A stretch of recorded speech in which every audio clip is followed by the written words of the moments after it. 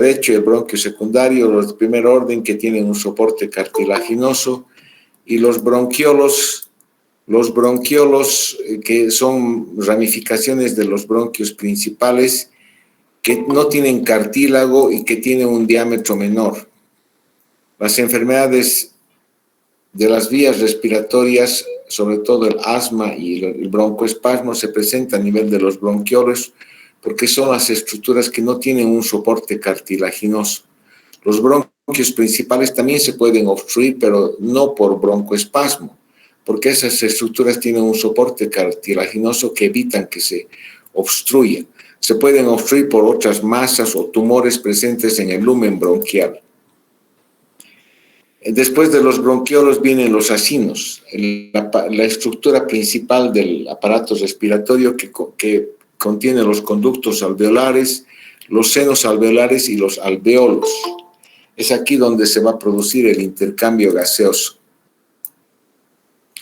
El pulmón tiene una doble circulación que viene uno por la arteria pulmonar y otro por las arterias bronquiales. Toda esta estructura anatómica de la vía respiratoria tiene un tapiz de células epiteliales ciliadas que permiten mover las secreciones bronquiales en un sentido hacia arriba para poder expulsarlas, y además tienen en medio de las estructuras del tapiz de células epiteliales ciliadas hay células caliciformes, que son las células productoras de la secreción mucosa, del moco de la vía respiratoria, que dependiendo de la patología tiene diferentes aspectos. A nivel de los alvéolos, en la parte de los alvéolos, se ven otras células que son los neumocitos tipo 2 y los macrófagos alveolares. Los neumocitos tipo 2 son los productores de la sustancia surfactante. Esta sustancia surfactante ayuda a mantener abiertos los alvéolos para que no se colapsen. Reduce la tensión superficial de los alvéolos. Evita el colapso alveolar, el factor surfactante. Voy a hacer pantalla completa cuando terminen de incorporarse todos sus compañeros. Mientras tanto, vamos a estar con esta vista compartida. La circulación pulmonar, entonces, la circulación de la arteria pulmonar, se origina en el ventrículo derecho, en la arteria pulmonar que lleva la sangre venosa y retorna por las venas pulmonares, que son 4 venas pulmonares hacia la aurícula izquierda. Esta sangre de las venas pulmonares ya es una sangre oxigenada. La sangre que circula por la arteria pulmonar es una sangre venosa. Obviamente drena la circulación venosa del cuerpo.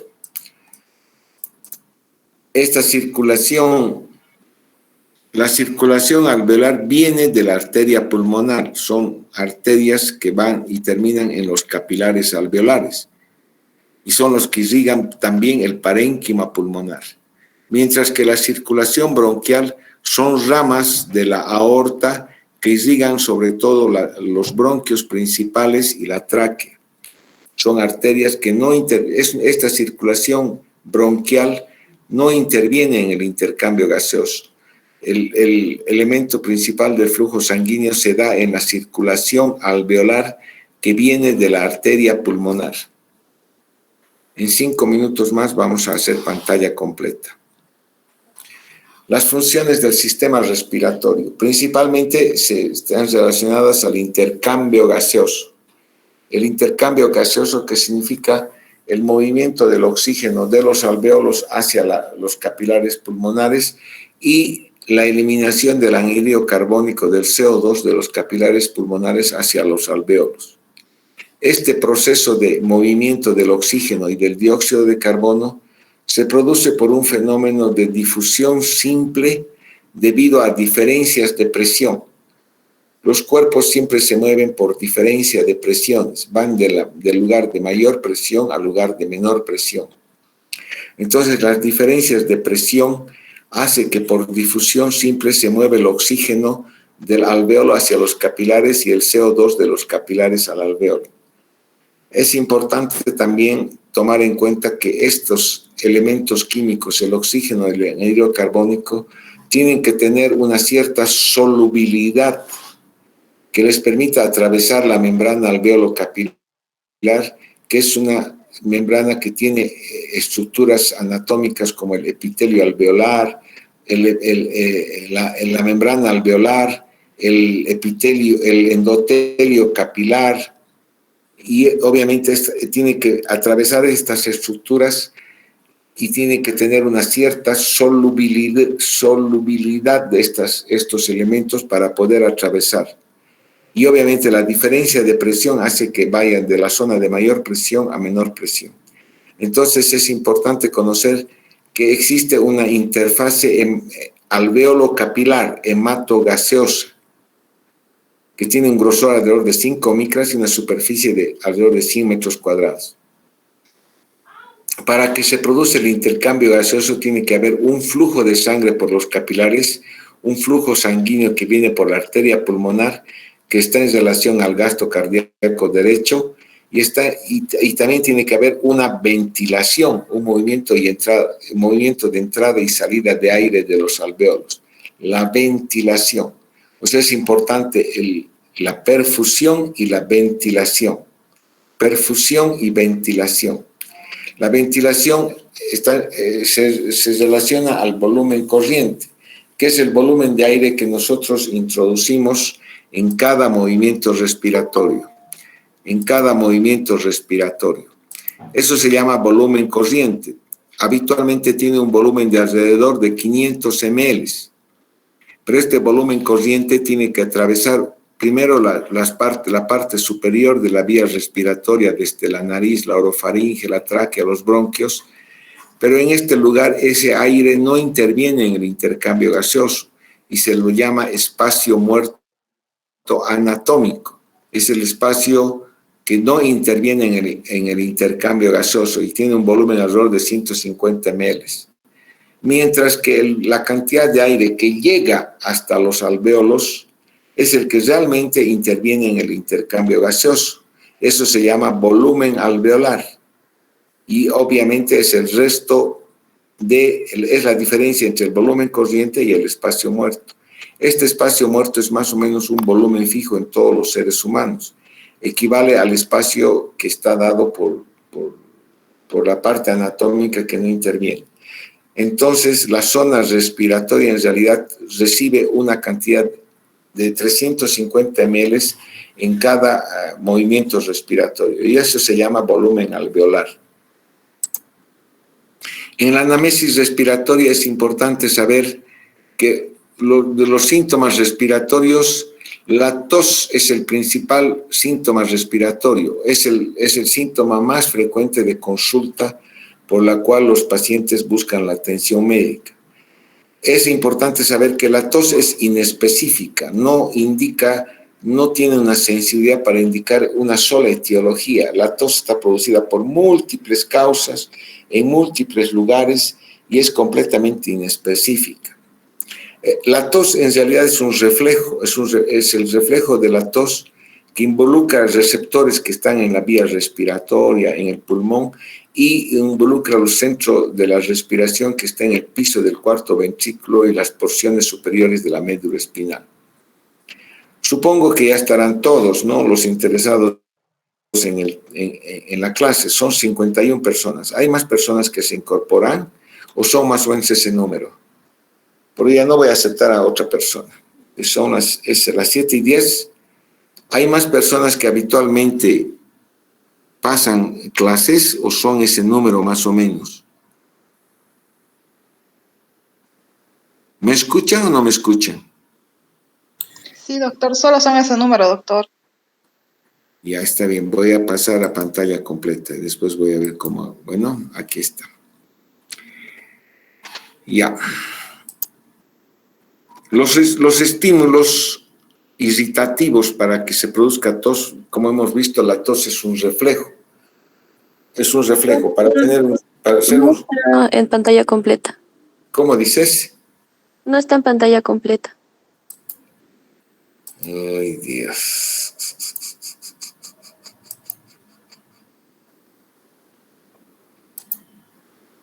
No estoy en pantalla completa.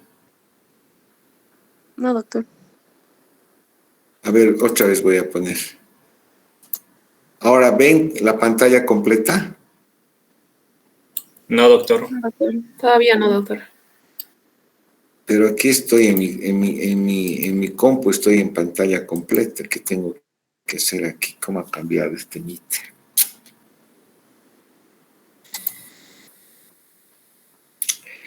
Ay, Dios. Van a disculpar un ratito, por favor.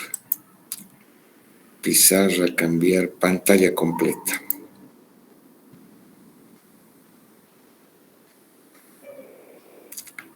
Pero es la pantalla completa del Google. Y ahora, ¿cómo vuelvo? ¿Qué están viendo ahora? O amigos, Localización de receptores estusígenos.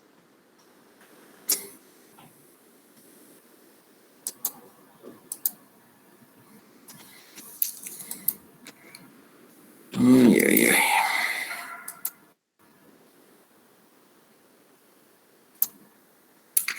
Bueno, vamos a seguir así en pantalla compartida porque parece que tengo cierta dificultad en poner pantalla completa.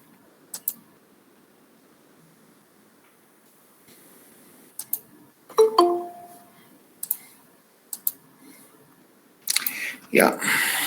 Los estímulos irritativos para la tos pueden ser inflamatorios, infecciosos, como en los procesos inflamatorios infecciosos, neumonías, traqueitis, laringitis, mecánicos, la aspiración de cuerpos extraños, cuántas veces nos hemos atorado con algún pedazo de alimento y ese estímulo mecánico llega a la laringe y produce una tos irritativa, estímulos químicos, térmicos o incluso psicogénicos. La localización de los receptores tusígenos son a todo lo largo de la vía respiratoria, desde la tráquea a la nariz, incluso el conducto auditivo externo y llegando a la pleura y el diafragma. Todos estos lugares tienen receptores de estímulos que pueden producir tos. Cuando vemos la tos, tenemos que saber el tiempo de evolución de la tos. ¿Es una tos de reciente presentación o es una tos crónica de muchos meses o incluso años? Hay que preguntar al paciente, a veces ellos saben en qué momento ha iniciado la tos, cuando ha aspirado algún elemento extraño o cuando ha ido, supóngase, a alguna reunión donde alguna persona ha fumado mucho o se ha expuesto al polvo, al humo. Entonces hay que preguntar qué inició la tos.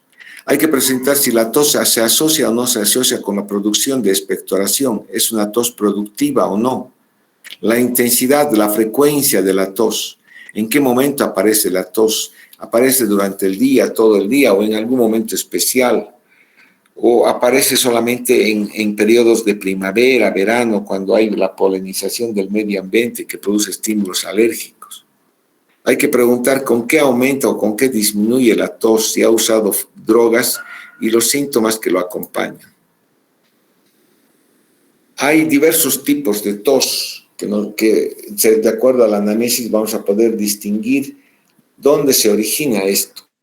La tos ronca suele ser de origen laríngeo, se asocia con disfonía, con afonía. Hay una tos de tipo perruna, ruidosa, que se origina a nivel traqueal. Hay una tos húmeda por abundante secreción en la vía respiratoria que está originado en los bronquios y en el pulmón. Y hay una tos seca que se produce sobre todo por inflamación, por irritación pleural y mediastinal. Hay toses que se producen por problemas cardíacos, que son una tos que aumenta con el esfuerzo y que disminuye con el reposo. La tos mediastinal o pleural es una tos seca, irritativa, persistente.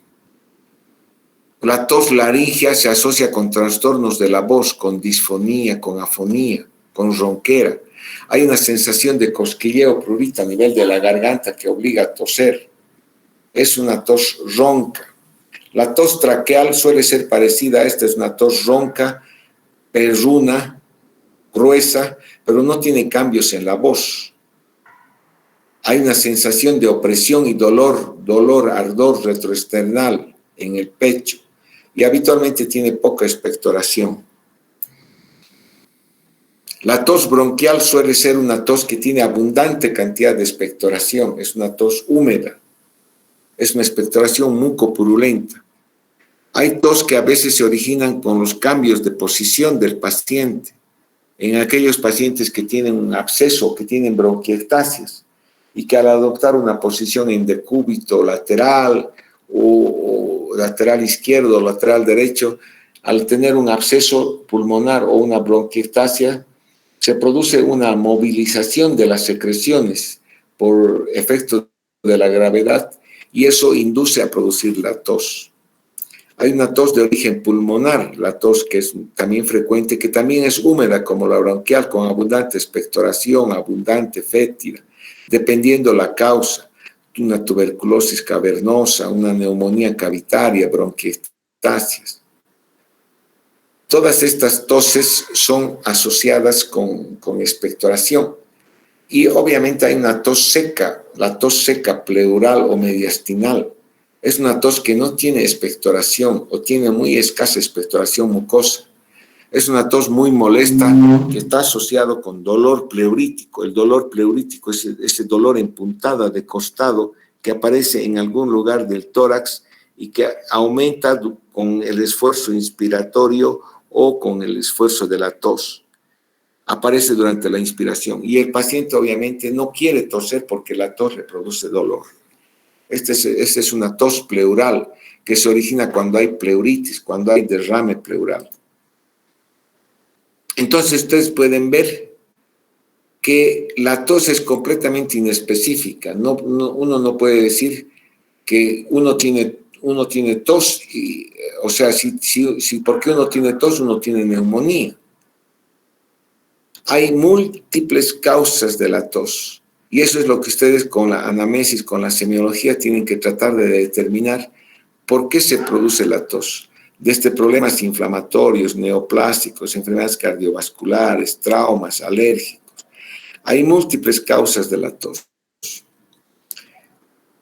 Cuando el paciente refiere que tiene tos, siempre hay que preguntar si esa tos produce o no produce expectoración, si es productiva o no es productiva. Y obviamente hay que indagar sobre ese signo asociado con la tos, que es la expectoración. Y una vez determinado que el paciente tos tiene expectoración, nosotros tenemos que hacer una semiología de la expectoración. La flema, la expectoración, es el material biológico producido por el aparato respiratorio. Y hemos visto que el aparato respiratorio, a pesar de tener, además de tener un epitelio ciliado, tiene células caliciformes que van a producir moco.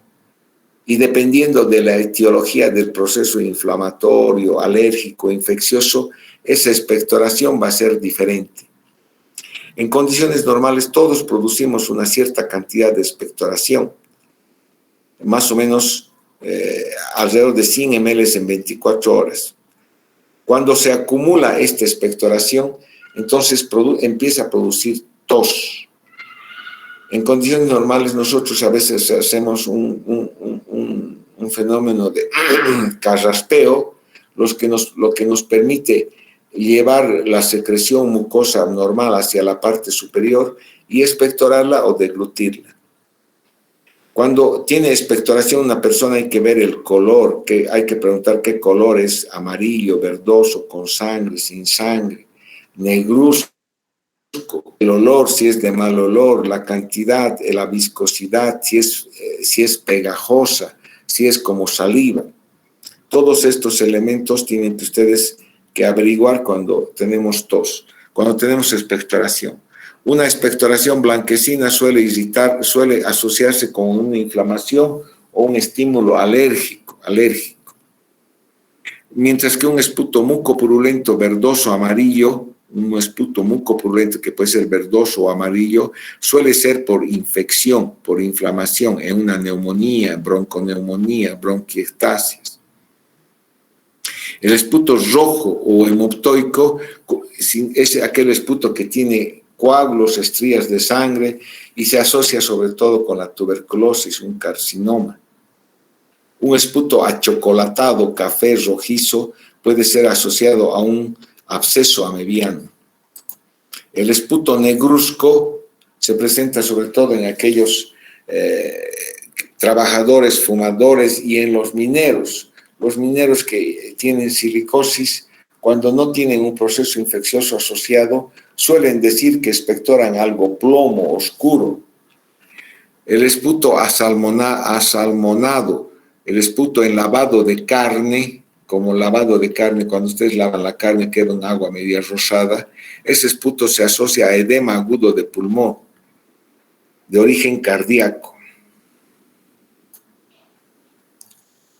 Tenemos entonces analizado el síntoma principal de la semiología respiratoria, cuál es la tos y la expectoración. Es uno de los síntomas más frecuentes de consulta médica por problemas respiratorios. Además de la tos y la expectoración, tenemos la hemoptisis. La hemoptisis es la expulsión de sangre procedente del aparato respiratorio, bajo, porque cuando la sangre proviene de la nariz no se llama hemoptisis, se llama epistaxis. Es una sangre roja rutilante en cantidades diferentes que está acompañada o precedida por la tos, no tiene restos alimenticios y obviamente el paciente puede tener antecedentes pulmonares. Todos estos datos nos indican que la expulsión de ese contenido sanguinolento puede ser una hemoptisis. Hay que diferenciar claramente la hemoptisis de lo que es una hematemesis.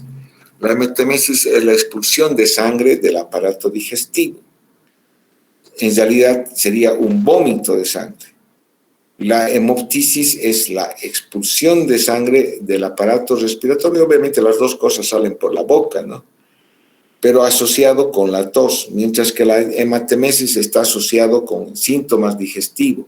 Es una sangre que tiene restos alimentarios, es de color oscuro, en borra de café. Mientras que la epistaxis es una sangre que viene y que sale de la nariz.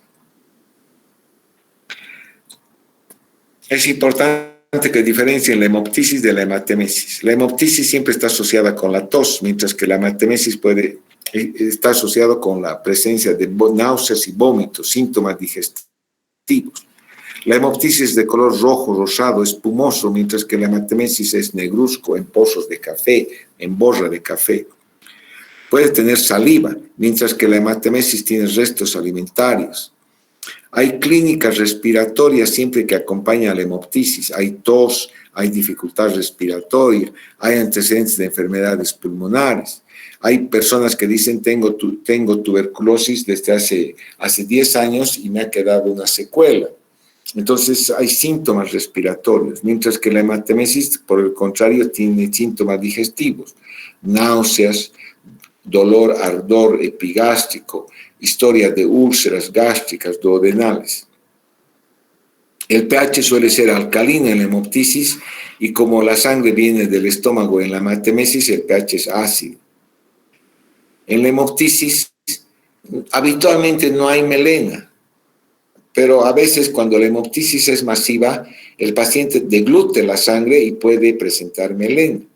Pero habitualmente cuando no es masiva, la hemoptisis no tiene melenas, mientras que la hematemesis sí tiene melenas. Con frecuencia tiene melenas porque la sangre que sale de una úlcera gástrica, el paciente lo expulsa como hematemesis, pero también esa sangre pasa hacia el tubo digestivo y elimina en horas posteriores como melena. La hemoptisis habitualmente no tiene melenas. La hemoptisis no suele causar anemia porque suelen ser episodios agudos, mientras que la hematemesis al ser crónico tiene anemia. Obviamente hay síntomas respiratorios en la hemoptisis como la disnea y aquí hay síntomas digestivos. La forma como diferenciar exactamente y llegar a un diagnóstico es hacer broncoscopía cuando hay hemoptisis o hacer una endoscopía digestiva en caso de una hematemesis. Hay que diferenciar el esputo hemoptoico de una hemoptisis. Se dice esputo, los dos vienen del aparato respiratorio inferior, del parénquima pulmonar, de los bronquiolos, de los bronquios. El esputo hemoptoico, se dice que hay esputo hemoptoico cuando en la expectoración hay estrías de sangre, o el esputo es rumbroso, o es una sangre mezclada con pus. Entonces decimos es un esputo hemoptoico. Mientras que la hemoptisis suele ser sangre pura. Sangre roja en un principio que si es abundante y se queda en el pulmón, puede volverse oscura en 24 o 48 horas. La hemoptisis solamente es expectoración de sangre. Clasificamos la hemoptisis de acuerdo al volumen que expectora el paciente. En leve, cuando es menos de 30 ml por día, moderada, severa de 200 a 600 ml por día. O masiva, una hemoptisis masiva que ya llega a poner incluso en riesgo la vida del paciente.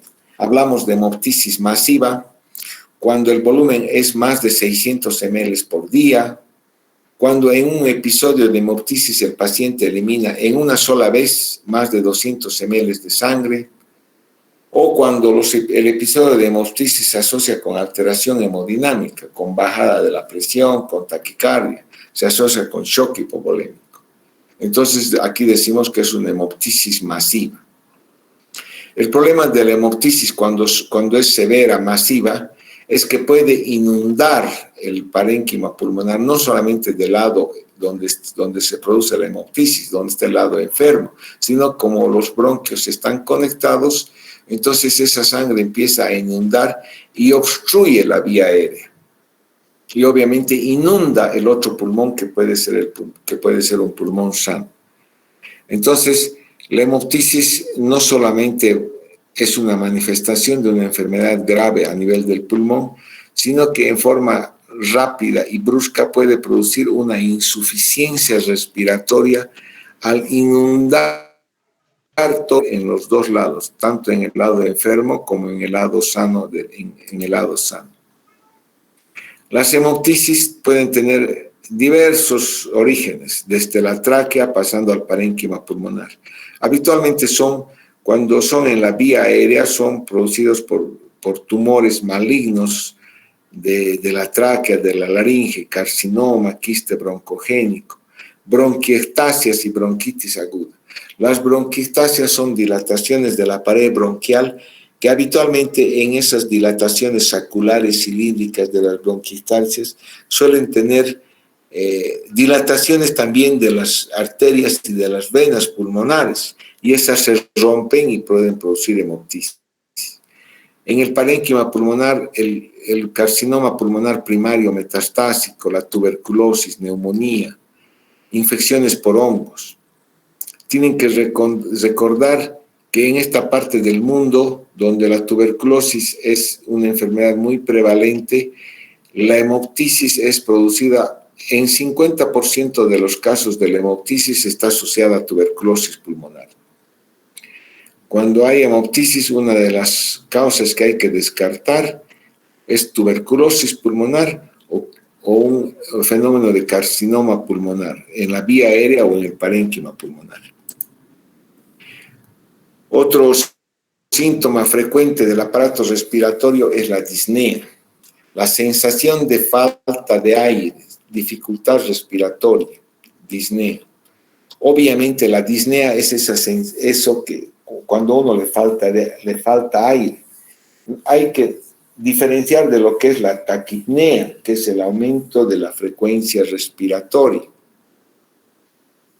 o la polipnea, que es el aumento del volumen, de la profundidad de cada respiración, o el aumento de los dos que se llama hiperapnea, el aumento de la frecuencia y de la profundidad de la respiración.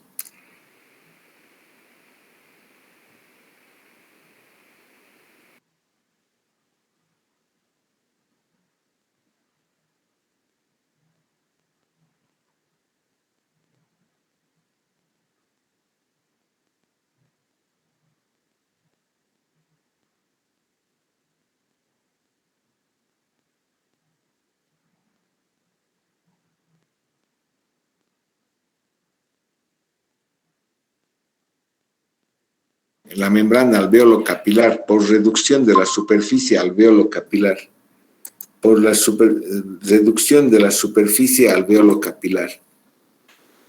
En neumonías, tuberculosis, el edema agudo de pulmón, y derrames pleurales, hemotórax, neumotórax, el hemotórax, el neumotórax de la superficie alveolo-capilar. Puede ser por un trastorno de la elasticidad pulmonar, como en el enfisema pulmonar. Puede ser por un trastorno de la permeabilidad alveolo-capilar. El alveolo está permeable, está libre, pero el grosor de la membrana alveolo-capilar puede engrosarse. Hay un bloqueo alveolo-capilar con disminución del tiempo de contacto entre el aire alveolar y la sangre, sobre todo en la fibrosis alveolar, por disminución de la permeabilidad alveolo-capilar. O un trastorno de la distribución del volumen por alteración de la caja torácica, escoliosis, obesidad, elevación del diafragma, tórax rígido. Cuando vemos disnea, que es otro síntoma importante, sobre todo asociado a enfermedades cardíacas y pulmonares, tenemos que hacer una anamnesis adecuada de la disnea, de la sensación de falta de aire. ¿Es aguda, crónica? ¿Es de reciente presentación o es de meses, como la tos, años de presentación? ¿Es intermitente o es continua todo el día? ¿Es sobre todo en la noche? ¿Se presenta cuando adquiere una posición en decúbito dorsal? ¿Es paroxística en la noche? ¿Se presenta cuando incluso en reposo o es de esfuerzo? Entonces hay que saber los factores predisponentes, los síntomas que acompañan a la disnea. Tiene tos, tiene disnea, tiene dolor, hábitos del paciente, antecedentes laborales. Cuando hablamos de disnea, es importante saber catalogarla en dos grupos: disnea de esfuerzo y disnea de reposo. La disnea de esfuerzo se presenta cuando el paciente hace alguna actividad física. Se considera una disnea de grande esfuerzo, de mediano esfuerzo, de pequeño esfuerzo. Se habla de disnea de grandes esfuerzos cuando el paciente tiene sensación de falta de aire cuando camina en una superficie plana más de 2 cuadras o cuando sube las escaleras de un piso. O sea, todos nosotros, si vamos a correr 100 metros, vamos a tener disnea, pero esa es una disnea fisiológica. Es una disnea que se produce por el ejercicio. Si nosotros agarramos y subimos 5 gradas el piso, las gradas de 5 pisos, seguro que vamos a llegar al 5.º piso con sensación de falta de aire. Pero eso es una disnea fisiológica que se presenta por el ejercicio. Todo ser humano puede tener disnea, pero cuando ustedes caminan 2 cuadras en superficie plana o suben las escaleras de un piso, con certeza que no van a tener disnea. Pero una persona que está enferma del corazón o de los pulmones puede tener, si tiene sensación de falta de aire al caminar 2 cuadras o subir las gradas de un piso, entonces dice que esta persona tiene disnea de grande esfuerzo. Si esta persona tiene disnea de grande esfuerzo, entonces tiene que averiguar si tiene disnea de medianos esfuerzos. La disnea de medianos esfuerzos se presenta cuando hay sensación de falta de aire al realizar la actividad cotidiana en su domicilio.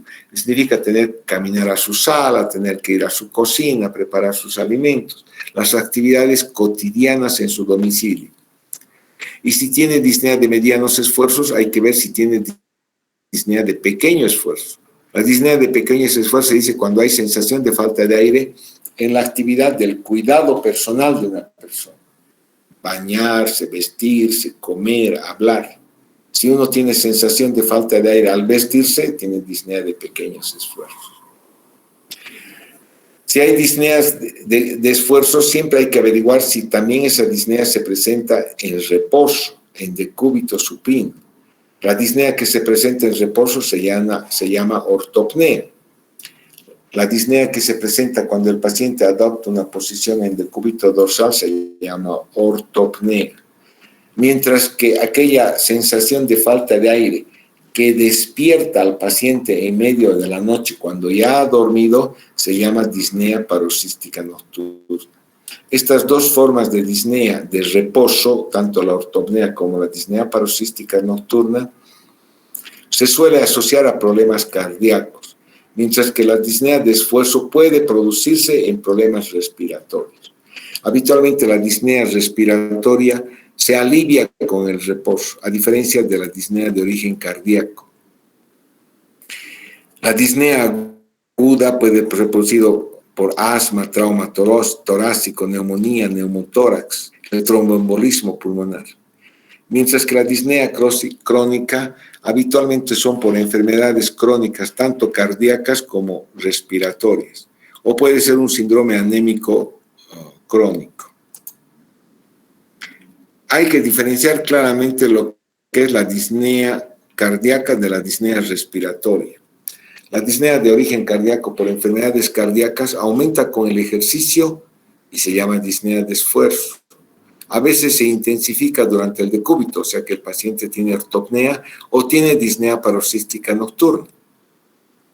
Y obviamente tiene síntomas de enfermedad cardíaca asociados, como ser el edema, nicturia. Mientras que la disnea de origen respiratorio aumenta con la actividad física. Puede presentarse a grandes, medianos esfuerzos, pero tiene pocos cambios con la posición e incluso el paciente se alivia cuando entra en reposo, cuando se echa. Entonces el paciente puede dormir con una sola almohada en la disnea de origen respiratorio.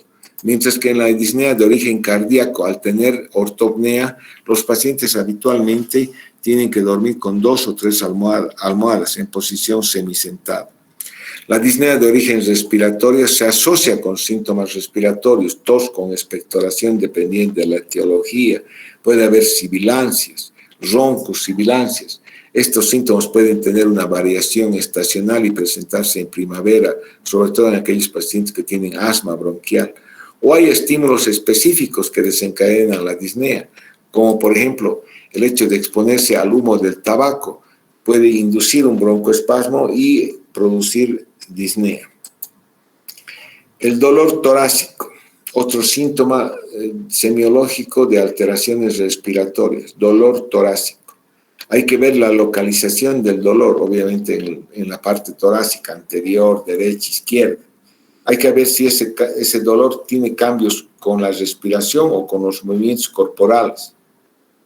Si tiene cambios con la respiración, entonces es más probable que sea un dolor de origen pleural, dolor de origen pleuropulmonar, la irradiación, la duración. Si el dolor es de origen respiratorio, nosotros tenemos que saber si es un dolor de origen pleural. El dolor de origen pleural por afección se llama dolor pleurítico. El dolor pleurítico es ese dolor de puntada, de costado. Es un dolor agudo, intenso, que se localiza en algún lugar del tórax, dependiendo de la localización de la enfermedad, y que habitualmente se desencadena por el esfuerzo de tos o la inspiración profunda. Por eso se llama puntada de costado. Puede haber un dolor de origen respiratorio que se localiza en la parte retroesternal, en el centro del tórax. Habitualmente es una sensación de opresión precordial, de dolor vago, difuso en el centro del tórax y es producido por una inflamación de la tráquea. Mientras que el dolor torácico de origen cardíaco se llama angina. Esto se llama dolor pleurítico, esto se llama angina. El dolor torácico anginoso, ya han debido ver en la parte de cardiología, es un dolor localizado en el hemitórax izquierdo, opresivo, que se asocia con el ejercicio, con la actividad física, que se irradia hacia el cuello y el brazo izquierdo, que se alivia con el reposo, con el uso de nitratos. Entonces, ese tipo de dolor no vamos a asumir que es un dolor producido por la neumonía, sino que es un dolor quizás producido por una angina. Hay dolores de las estructuras torácicas, de las estructuras torácicas del pulmón. Son dolores osteoarticulares por fracturas, por osteocondritis. Hay que ver el patrón ventilatorio, la frecuencia respiratoria. Se dice que es taquipnea cuando la frecuencia es más de 30 por minuto, la polipnea un aumento de la profundidad de la ventilación. La hiperapnea son los dos. Hay formas de respiración con la respiración de Kussmaul, que se presenta en la acidosis. La respiración de Cheyne-Stokes, que es una forma de respiración que va aumentando progresivamente, después disminuye, tiene un periodo de apnea y después cíclicamente vuelve a aumentar, vuelve a disminuir y tiene periodo de apnea. Esta respiración de Cheyne-Stokes suele presentarse en problemas neurológicos. El uso de la musculatura respiratoria accesoria.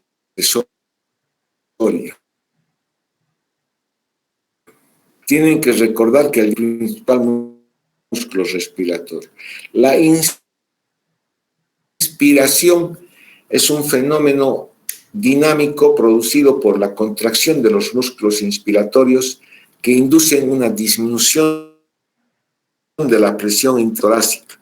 Al disminuir la presión intratorácica, facilitan la entrada de aire desde el medio ambiente al pulmón, a la cavidad torácica, ¿no?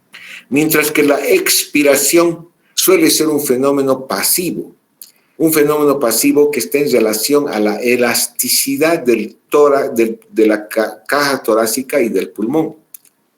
Entonces es como cuando ustedes estiran una liga. Para estirar una liga necesitan contraer los músculos. Eso es inspiración, contracción de los músculos inspiratorios, que son el diafragma, intercostales, escaleno, esternocleidomastoideo. Una vez que la contracción de estos músculos se ha detenido, entonces la elasticidad del pulmón y de la caja torácica hace que estas estructuras vuelvan a su forma inicial. La liga, cuando dejan de estirar, automáticamente vuelve a su forma inicial. Eso se llama distensibilidad del tórax del pulmón. Entonces, la expiración suele ser un fenómeno pasivo.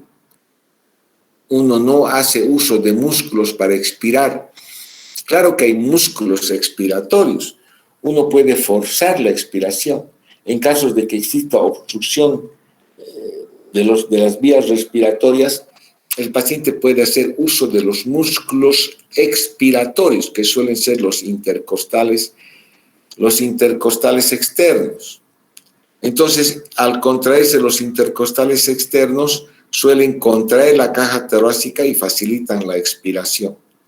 Pero en condiciones normales, la expiración es un fenómeno completamente pasivo. Hay que valorar el trabajo ventilatorio que realiza el paciente para ver si ese esfuerzo, ese trabajo ventilatorio es normal o está aumentado el trabajo ventilatorio, viendo sobre todo la presencia de aleteo nasal, tiraje supraesternal, supraclavicular, esa retracción que se produce a nivel por encima de la clavícula del esternón, la retracción intercostal, tiraje intercostal, supraesternal, supraclavicular. A veces los pacientes tienen que apoyarse sobre la silla, una superficie rígida, para mejorar su mecánica ventilatoria. Y cuando nosotros estamos valorando esta mecánica ventilatoria, tenemos que ver si hay incoordinación tóraco-abdominal. En condiciones normales, la contracción del diafragma hace que baje el diafragma hacia el abdomen. Entonces, en la inspiración, el abdomen se levanta y el tórax también se levanta. Se eleva el diafragma en la inspiración normal. Pero podemos tener una respiración paradojal que indica la presencia de fatiga muscular. Cuando el diafragma está cansado, está fatigado, en la inspiración hay un aumento del diámetro de la caja torácica, pero la pared abdominal, en vez de levantarse, en vez de ir hacia arriba, se mueve hacia adentro. Es porque el diafragma está fatigado y ya no se contrae. Entonces los músculos accesorios de la inspiración generan la presión negativa en la caja torácica, pero como el diafragma no se está contrayendo, es como una tela que es jalado hacia arriba. Entonces el abdomen se retrae hacia adentro. Y eso se llama respiración paradojal, que es un signo de gravedad e indica un cuadro de insuficiencia respiratoria severa. Otra afección pulmonar es la cianosis, que es la coloración azulada de la piel y mucosas y se relaciona con la presencia de hipoxemia, una cantidad de hemoglobina reducida a más de 5 gramos. Puede ser central o periférica. Se dice que es una cianosis central cuando se presenta esa coloración azulada tanto en la piel como en los labios, las mucosas. Mientras la periférica solamente se presenta en un solo lugar, en las partes distales. La cianosis central suele ser por problemas respiratorios o cardíacos, insuficiencias respiratorias, shunt cardíacos de derecha a izquierda, insuficiencia cardíaca, hipertensión arterial venosa pulmonar severa. Mientras que la cianosis periférica suele ser por obstrucción de los vasos periféricos en casos de isquemia, obstrucción venosa, éstasis venosa o cuando hay una mayor extracción tisular de oxígeno. Otro signo importante a buscar en el examen clínico es la presencia de acropaquia, que son cambios en las uñas y en la falange distal de los dedos. Hay un agrandamiento distal de los dedos, pérdida del ángulo ungueal, las uñas en concavidad en vidrio de reloj. Hay un agrandamiento de la hipertrofia de la falange distal. Hay una hipertrofia de la falange distal. Eso se llama dedos en palillo de tambor. Si hay dedos en palillo de tambor, uñas en vidrio de reloj, entonces digo que tiene acropaquia. Este signo suele presentarse cuando hay una enfermedad pulmonar crónica que produce una hipoxemia crónica. Entonces lo que yo tengo en condiciones normales es una uña plana.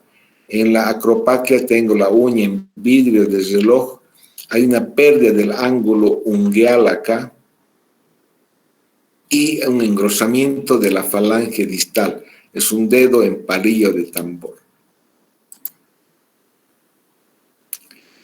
Cuando los problemas pulmonares son crónicos, ya sea de la parte respiratoria, del parénquima pulmonar, asma crónico, EPOC, fibrosis pulmonar, secuela fibrótica de tuberculosis, cualquier problema pulmonar crónico que tiene años de evolución, siempre va a producir una elevación de la presión en la arteria pulmonar.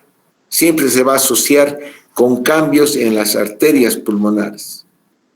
Esta elevación de la arteria pulmonar va a producir una hipertensión arterial pulmonar. Y eso puede inducir una falla del ventrículo derecho, una insuficiencia cardíaca derecha. O sea, la presencia de insuficiencia cardíaca derecha secundaria a una hipertensión arterial pulmonar por una enfermedad crónica se llama cor pulmonar crónico, que se refleja por la presencia de ingurgitación, signos de insuficiencia cardíaca derecha, ingurgitación yugular, hepatomegalia, reflujo hepatoyugular, edema periférico. En el foco pulmonar hay un segundo tono aumentado de intensidad o hay un soplo sistólico pulmonar. Todo esto es indicativo de hipertensión pulmonar.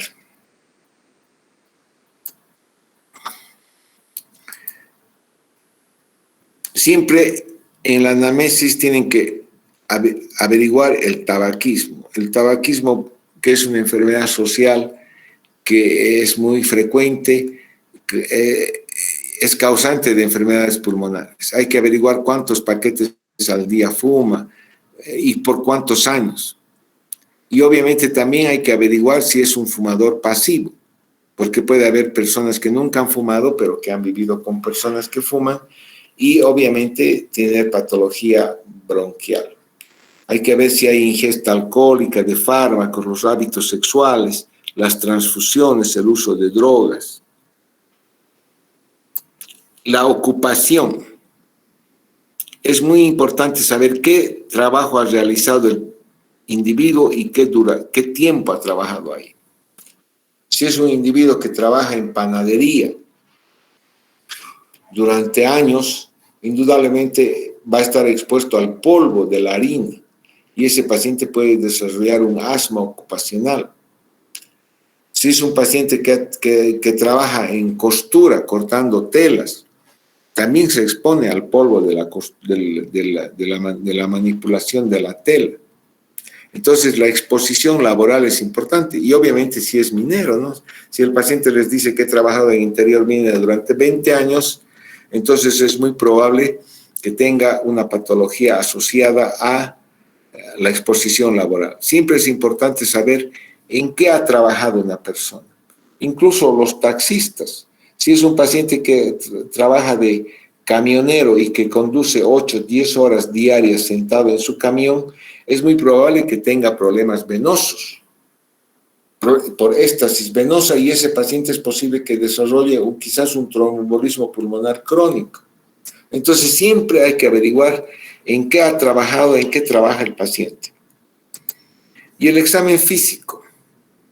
El examen físico empieza con la inspección del tórax. Hay que ver si hay anomalías de la caja torácica y ver cómo se insufla el tórax, si es simétrico y tiene una insuflación adecuada, o si el tórax tiene una hiperinsuflación, es un tórax en tonel hiperinsuflado. La inspección del tórax. La palpación. Obviamente ya nadie palpa, ¿no? Nadie quiere tocar el cuerpo de los enfermos, a veces es hasta antihigiénico tocar. Pero en la palpación hay que buscar el frémito. Pero la palpación se ha sustituido por la auscultación de la transmisión de vibraciones vocales. Entonces yo le pido al individuo que diga 33 y pongo el estetoscopio en diversos lugares del campos pulmonares, en la parte posterior y anterior, para buscar si hay un aumento de la transmisión de vibraciones vocales que se llama broncofonía o una disminución o ausencia de las vibraciones vocales en un lugar determinado. La disminución se llama egofonía. La broncofonía es un aumento de la transmisión de las vibraciones vocales producidas por un aumento de la densidad del parénquima pulmonar, habitualmente se presenta en la neumonía. Mientras que la egofonía, que es la disminución de la transmisión de vibraciones vocales o la ausencia de vibraciones vocales, se produce porque hay algún elemento en la cavidad torácica que impide esa transmisión, sobre todo en el derrame pleural. La percusión. Hay que percutir el tórax para ver si la sonoridad es normal o si por el contrario tenemos timpanismo o matidez. Timpanismo es un aumento de la sonoridad, matidez es el ruido que se produce sordo, que se produce cuando percutimos. Si ustedes percuten su pierna, van a escuchar matidez. Si percuten su tórax, van a tener un sonido normal. La auscultación. Siempre hay que pedir al paciente que respire profundo y auscultar el campo pulmonar en 4 posiciones, arriba, al medio, en la base y a los costados. No es necesario auscultar poner el estetoscopio cada 2 centímetros.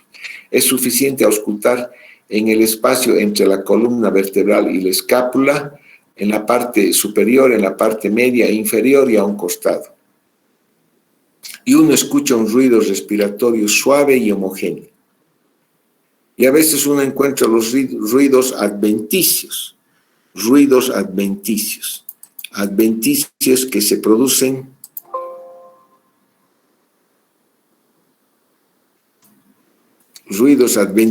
que se van a producir en la vía respiratoria superior, que se llama estridor, en la vía respiratoria superior extratorácica.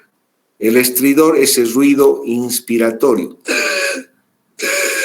que indica obstrucción de la vía aérea superior. Cuando la obstrucción está en la vía intratorácica, en los bronquiolos, en el árbol bronquial de segundo o tercer orden, en los bronquiolos puede producir, eso se llama sibilancias. Son ruidos agudos como un silbido que se presentan en expiración inicialmente y si son graves pueden también presentarse en inspiración. O si los ruidos son se originan por secreciones en el árbol bronquial grueso, en la tráquea, en los bronquios, se llaman roncos. Los ruidos respiratorios que se presentan por despegamiento en los alvéolos se llaman estertores.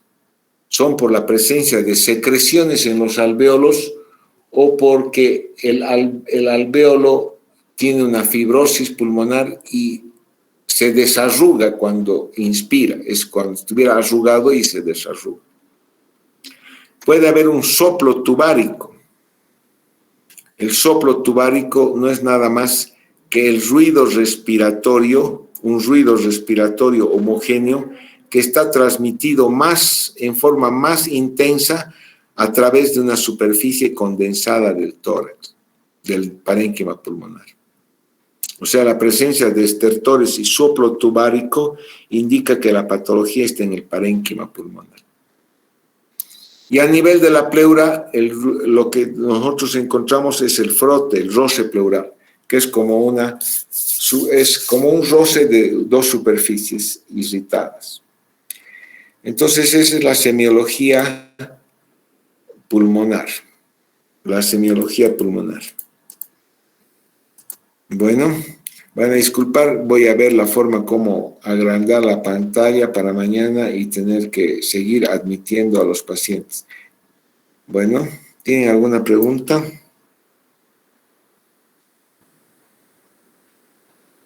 ¿Me han escuchado o no? Sí, doctor, se escucha. Sí, doctor. Ya, está bien. Entonces nos vemos mañana. Adiós. Hasta mañana, doctor. Hasta mañana, doctor. Gracias.